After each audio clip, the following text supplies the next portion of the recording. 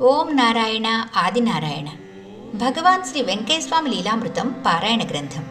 రచన doctor N Sai Srinivas MA PhD. గాత్రం గంటి రేవతి. సేకరణ మండవ రవికాంత్. ఈనాటి లీలామృత పారాయణంలో భాగంగా మనము 128, 129, 130, 131 లీలలు చెప్పుకుందాము. ముందుగా 128వ లీల పూర్వజన్మ పాపం. స్వామివారు చేసే లీలలు అర్థం చేసుకోవడానికి సామాన్య మానవులమైన మనకి అసాధ్యం. వారు తన దగ్గరకు వచ్చిన వారి పూర్వాపరాలు అన్నీ వివరించి చెప్పేవారు. ఒకరిది ఒకరికి సంబంధం ఉండేది కాదు. కొంతమందిని చూసి పూర్వజన్మ సంగతులను చెప్పేవారు. స్వామివారు పెన్నబద్వేలు తిప్ప మీద ఉన్నప్పుడు జరిగిన అలాంటి సంఘటన ఒకటి అవలోకిద్దాం. ఒకరోజు ఒక అమ్మాయి వచ్చి అక్కడ చెట్ల కింద కూర్చొనుంది. రామనాయుడు ఆమెని, ఏమమ్మా ఏమిటి, ఎవరు నువ్వు, ఎందుకు వచ్చావు అని అడిగాడు. మాది పొదలకూరు, నేను యానాది కులానికి చెందిన అమ్మాయిని. మా ఇంట్లో వాళ్ళు జబ్బుతో బాధపడుతున్నారు. స్వామిని అడిగి తెలుసుకుందామని వచ్చాను అని చెప్పింది ఆ అమ్మాయి. ఆ విషయం స్వామివారికి చెప్పాడు రామనాయుడు. వారు దక్షిణ పెట్టందే మాట రాదు అన్నారు. స్వామి, నా దగ్గర ఛార్జీకే డబ్బులు లేక నడిచొచ్చాను. నా దగ్గర డబ్బులు ఒక్క పైసా కూడా లేవు అన్నదామె. స్వామివారికి ఆ మాట రామానాయుడు చెప్పగానే, అయ్యా, ముందు జన్మలో డబ్బులుండి తీయక ఇప్పుడు బీదరాలయ్యింది. ఇప్పుడు డబ్బు కట్టకపోతే అంతే కదా, అప్పైనా తెచ్చి కట్టమని చెప్పు అన్నారు స్వామి. ఈమెకు ఎవరిస్తారు స్వామి అప్పు అంటే? నువ్వే ఇవ్వు అన్నారు స్వామి. అప్పుడు రామానాయుడు తన దగ్గర ఉన్న 2 రూపాయలు ఆమెకిచ్చి స్వామివారి దగ్గర పెట్టి కూర్చోమని చెప్పాడు. స్వామివారు ఆమె లెక్క వ్రాయమన్నారు. రామనాయుడు వ్రాస్తున్నాడు. 4 పేజీలు అయింది. చాలా లెక్క అయింది. ఏంది స్వామి అని అడిగితే, అయ్యా, ఈమె ఎవరనుకున్నావు, కోటి తీర్థం దుద్దుకరోళ్ళ ఇంట్లో మనిషి కదా అన్నారు. ఆ కుటుంబం ఆ ప్రాంతంలో చాలా పేరున్న కుటుంబం. అందుకే ఆమె సంగతులను వివరంగా చెప్పారు స్వామి. ఆ కుటుంబాల వాళ్ళు స్వామివారి దగ్గరకు తరచూ వచ్చి వెళ్తూ ఉండేవాళ్ళు. అందుకని రామనాయుడికి వాళ్ళ గురించి బాగా తెలుసు. అమ్మ, నువ్వు వచ్చిన కారణం చెప్పు అని అడిగాడు అతను. వాళ్ళ ఇంట్లో వాళ్ళ జబ్బు గురించి చెప్పింది ఆమె. స్వామివారు విని, అదంతా నిలిచిపోతుంది, ఏమీ చేయదు అని చెప్పారు. తర్వాత, ఈమె నాకు కోటి తీర్థంలో ఉన్నప్పుడు అన్నం నీళ్లు చూస్తుండలేదా అన్నారు స్వామి. ఆమెకు అన్నం పెట్టి పంపమని చెప్పారు. ఇక్కడ ముఖ్య విషయం ఒకటి మనం గమనించాలి. ఆమె పేదరాలు, ఛార్జీకి డబ్బులు లేక నడిచొచ్చింది. అప్పు చేసైనా దక్షిణ పెట్టవలసిందే, లేకపోతే మాట రాదన్నారు స్వామి. ఆమె గత జన్మలో చేసిన పాపం గురించి చెప్పారు. ఆమె ధనవంతురాలై ఉండి కూడా ఖర్చు పెట్టని కారణం చేత ఈ జన్మలో నిరుపేదగా పుట్టింది. అందుకనే స్వామివారికి గురుదక్షిణ సమర్పించడం వలన కర్మక్షయం జరిగి ఆమెకు స్వామివారి అనుగ్రహం లభించింది. ఆ కుటుంబానికి ఆరోగ్యం ప్రసాదించారు స్వామి. సద్గురువులకు దక్షిణ సమర్పిస్తే కర్మలు నశిస్తాయి అని శాస్త్రవచనం. అందుకే కాబోలు కాంచనం కర్మ విమోచనం అన్నారు పెద్దలు. మన కర్మలను తొలగించడానికి వాళ్ళు దక్షిణ స్వీకరిస్తారు. ఇది మనం గుర్తుంచుకోవాలి. అంతేకాకుండా వారికి చేసిన సేవ ఎన్నటికీ వృధా కాదు. ఎన్ని జన్మలైనా ఆ పుణ్యఫలం వలన మరలా మనల్ని సద్గురువు చెంతకు చేరుస్తుంది. ఇదే ఈ లీలలోని పరమార్థం. ఆమె గత జన్మలో స్వామివారికి అన్నం పెట్టింది. స్వామివారు అది కూడా గుర్తుపెట్టుకుని ఆమెను ఆశీర్వదించారు. మనం స్వామివారికి సమర్పించే దక్షిణ ఏ ఇతర సేవా కార్యక్రమాలతో కూడా పోల్చరాదు. ఉదాహరణకు, ఆమె స్వామివారికి సమర్పించిన 2 రూపాయల దక్షిణ ఇతర దేవాలయంలో వేసిన దానికి 100 రెట్లు అధిక ఫలితం ఉంటుంది. నిజానికి అసలు అది పోలికే కాదు. అర్థం కావడం కోసం ఉదాహరణగా అలా చెప్పుకుంటున్నాం. ఇలా ఆమెకున్న కర్మను తొలగించి చీటీపై అభయముద్ర వేసిచ్చారు స్వామి. ఆమె స్వామివారిని దర్శించుకొని తన ప్రారబ్ధాన్ని తొలగించుకొని ఆనందంగా ఇంటికెళ్ళింది. వాళ్ళ కుటుంబంలోని బాగలేని వారి ఆరోగ్యం కూడా కుదుటపడింది. మరలా కొన్నాళ్ళ తర్వాత వారితో కలిసి వచ్చి రామానాయుడి దగ్గర అప్పుగా తీసుకున్న 2 రూపాయలను బాకీ కూడా తీర్చివేసింది. అందరూ స్వామివారి ఆశీస్సులు పొందారు. తరచుగా స్వామివారిని దర్శిస్తూ ఆమె కుటుంబం అంతా కూడా సుఖ సంతోషాలతో జీవించారు.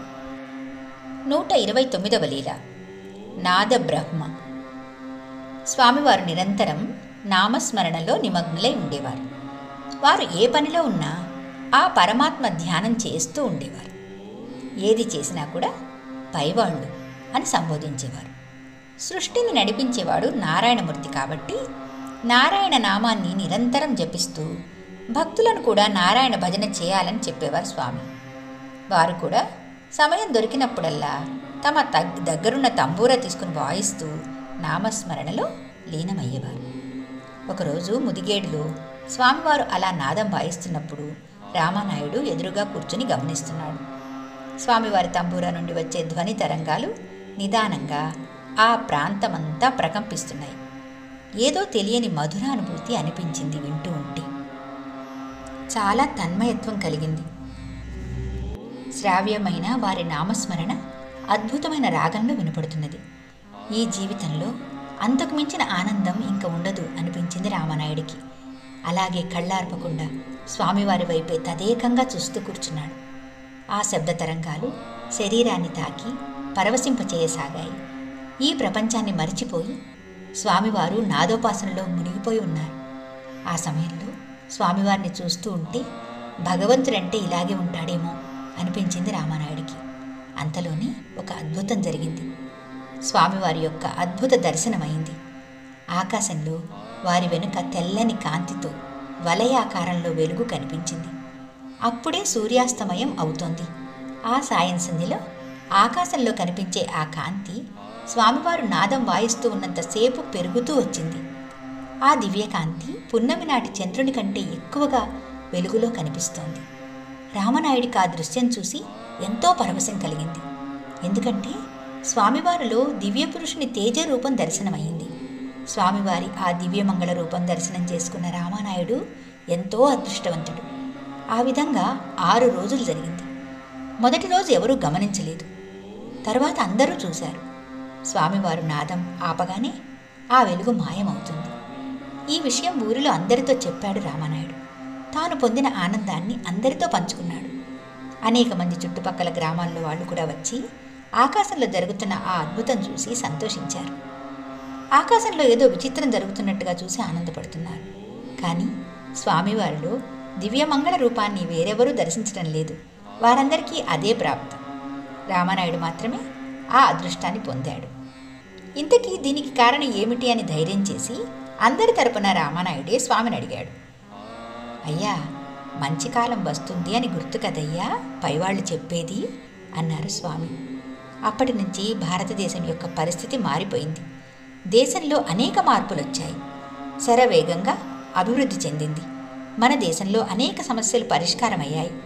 ఆ విధంగా మంచి కాలం వస్తున్నట్లు స్వామివారు చూపించారన్నమాట. స్వామివారే విరాట్ పురుషులు అనే భావంతో ఆరాధిద్దాం. సుఖ సంతోషాలతో జీవిద్దాం. 130వ లీల గురువాజ్ఞ. స్వామివారు అనేక ప్రాంతాల్లో సంచరిస్తుండేవారు. వారు వెళ్ళిన చోట పాడి పంటలు అభివృద్ధి చెందాయి. బీడు భూములు సస్యశ్యామలమయ్యాయి. సద్గురు స్వరూపుడైన వెంకయ్య స్వామివారు తమ తపోధనంతో ఆయా ప్రదేశాలలో గుండం వేసి కర్మలను తొలగించి పవిత్రతను చేకూర్చారు. అలా వారు పాదం మోపిన చోట ఏ దోషాలున్నా కానీ తొలగిపోయేవి. స్వామివారు ఒకరోజు రామానాయుడితో, అయ్యా, తలుపూరు పోవాలి, అక్కడ వసతి ఏర్పాట్లు చూసి రమ్మన్నారు. రామానాయుడు వెళ్ళి అన్ని ఏర్పాట్లు చూసి వచ్చాడు. మరునాడు తలుపూరు బయలుదేరగానే తులసమ్మ, గొలగముడికి పోదాం స్వామి అన్నది. ప్రక్కనే ఉన్న కల్లూరుపల్లి సుబ్బిరామరెడ్డికి కూడా అక్కడ సౌకర్యం బాగుండదు, మనం గొలగముడికి పోదాం స్వామి అని తులసమ్మతో పాటు వంతపాడాడు. స్వామివారు ఆమెతో, అక్కడ నిన్ను చుట్టం మాదిరి చూసుకుంటారు, నీకెందుకు బెంగ, రా అన్నారు. ఆమె వినలేదు. ఆమె వినకపోయేసరికి స్వామివారు ముందు చాలా నిదానంగా చెప్పి తరువాత, తలుపూరికి వస్తే అమ్మ వచ్చింది అని అందరు బాగా చూసుకుంటారు, లేకపోతే గొలగముడికి పోయిన తర్వాత నీకు జబ్బొచ్చి ఆసుపత్రి పాలవుతావు. వాళ్ళు మంచం మీద పండబెట్టి మందులు వాడతారు.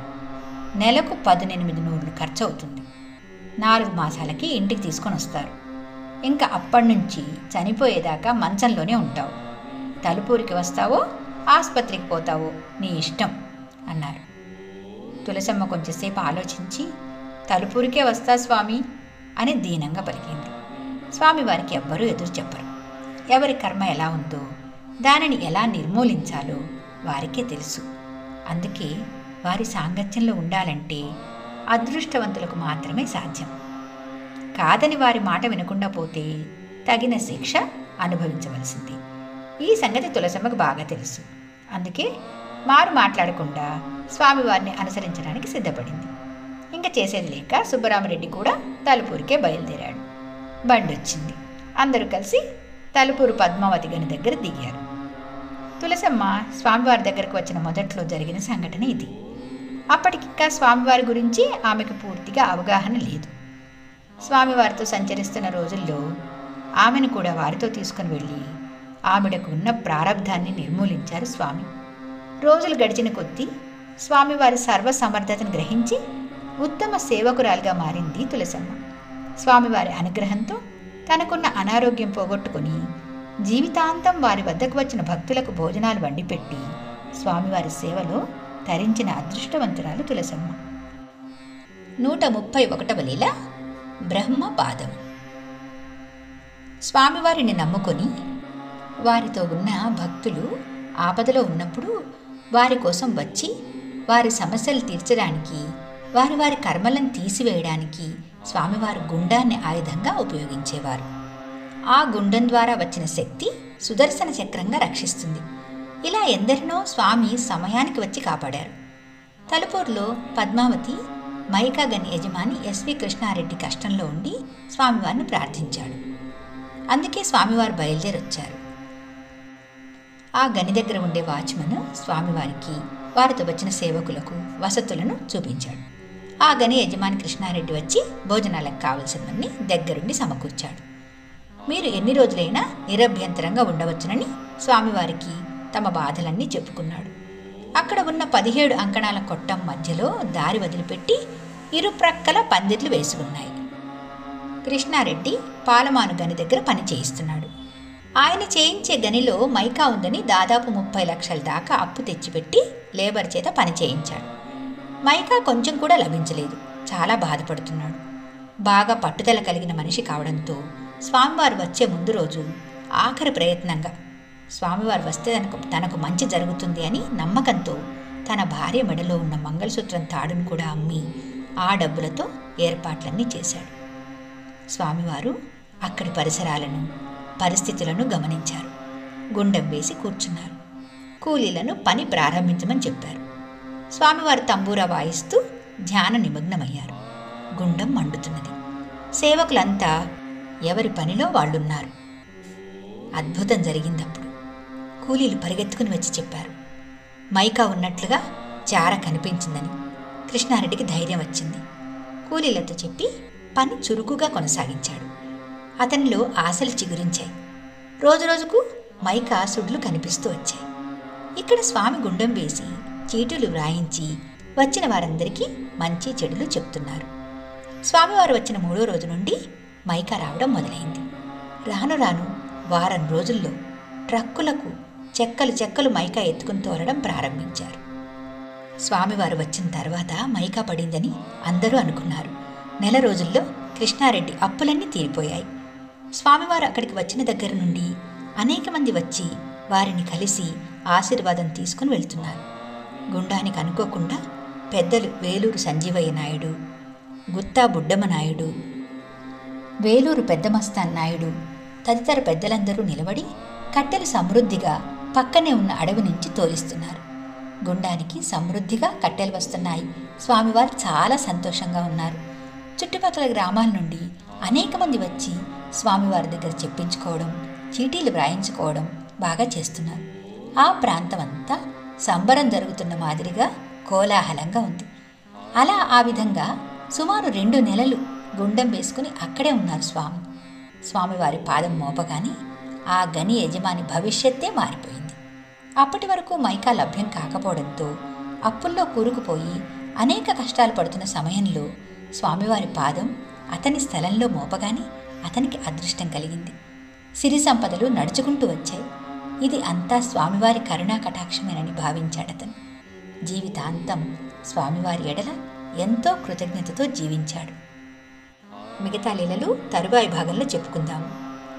భగవాన్ శ్రీ శ్రీ శ్రీ గొలగమూడి వెంకయ్య స్వామి మహారాజుకి జై. ఓం నారాయణ ఆదినారాయణ.